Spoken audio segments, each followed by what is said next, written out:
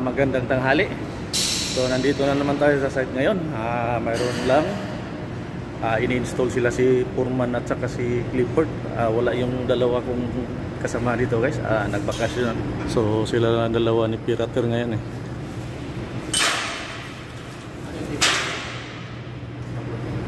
So isa-isang duct lang to mga guys para hindi masyadong mabigat.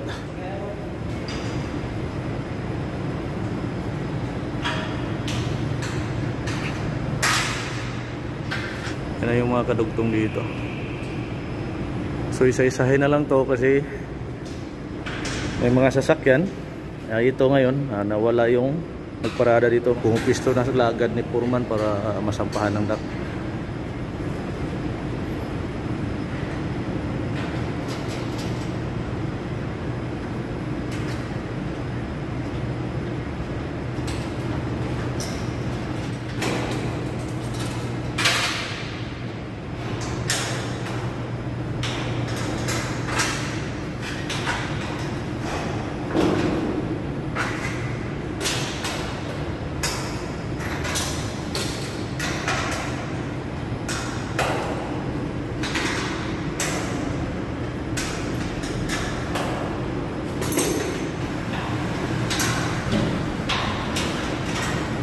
Maliit na kasi yan si Clifford eh. Halos na hindi magkasya dyan sa gitna ng duct at saka sa kulong. Tapos na yung isang duct. So, nakuha na naman si Foreman ng isang duct. So, babay na.